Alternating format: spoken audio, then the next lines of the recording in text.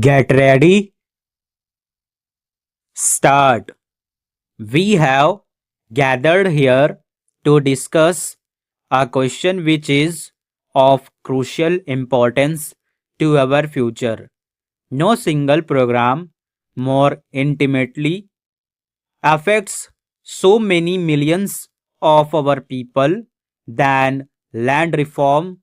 No other measure is remotely comparable in its power to transform their lives, to release their latent energies, and to give them not only economic battlement but hope in their future and their children's future, confidence in themselves as human beings, and equally important, faith in our democratic process.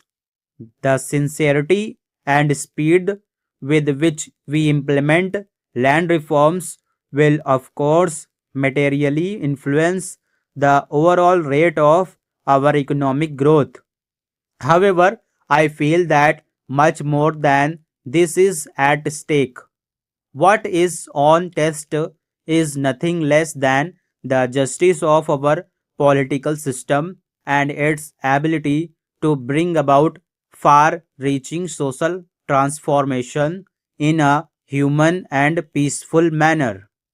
Recent technological developments and the spread of the high yielding varieties program have increased inequalities of income in the countryside and has produced even greater disparity between landowners and tenants.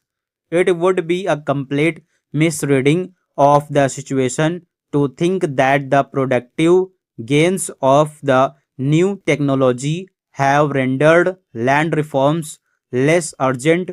In my letter to the chief ministers, to which honorable member referred, I mentioned how small cultivators have been left behind. Most of these problems have already been mentioned, but I think I will repeat some of them.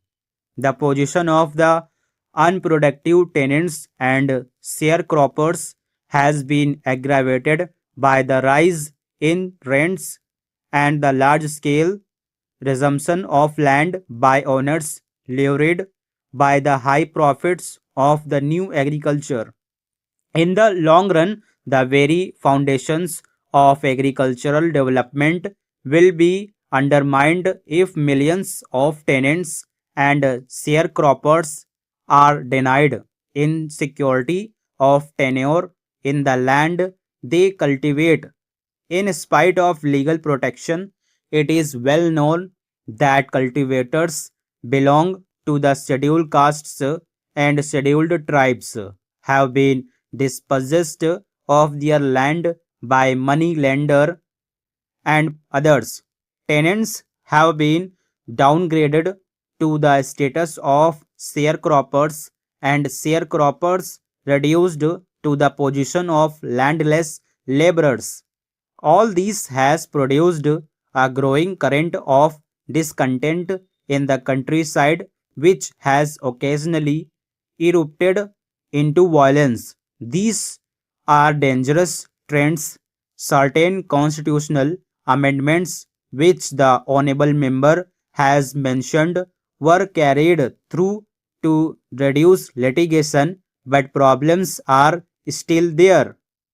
I know that all of you are as deeply concerned about these developments as we are at the center, but the conclusion which we must draw from them is that land reforms have become more urgent than ever before, and that an active progressive land policy must be a vital part of our socio economic development policy. I do not wish to belittle the importance of what has been achieved so far, such as the abolition of the intermediaries.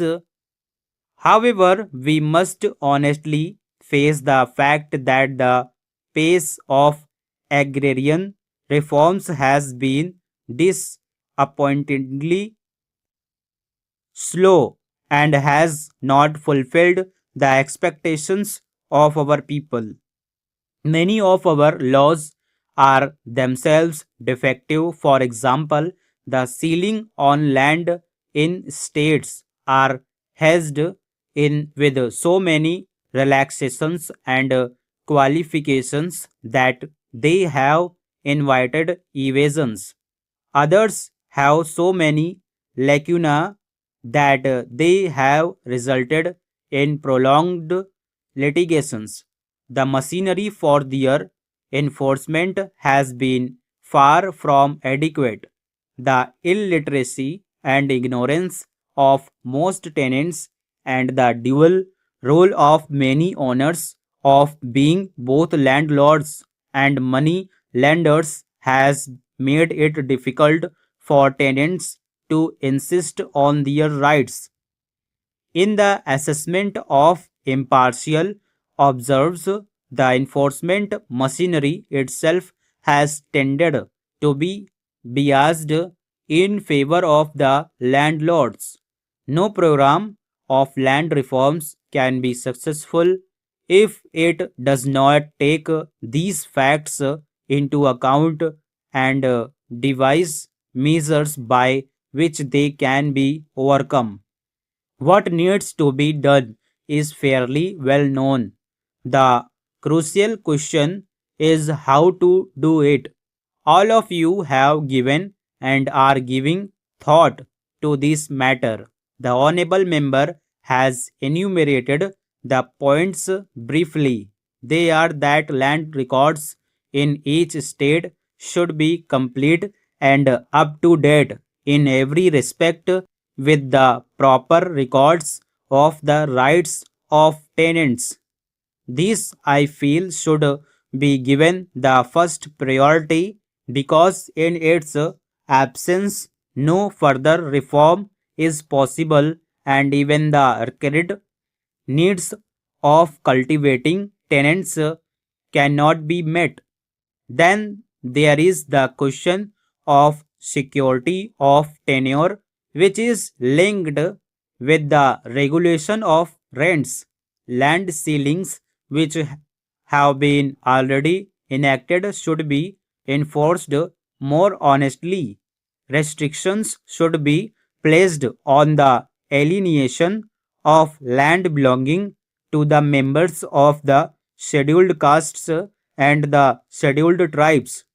Holdings should be consolidated within a specified period of time, but the real problem is not the definition of objectives but their achievements. All the evidence suggests that tenants and small cultivators are subjected to almost unbearable pressures during the implementations of land reforms. It has been the invariable experience that preparation of the records of rights leads to a wave of resistance. Stop.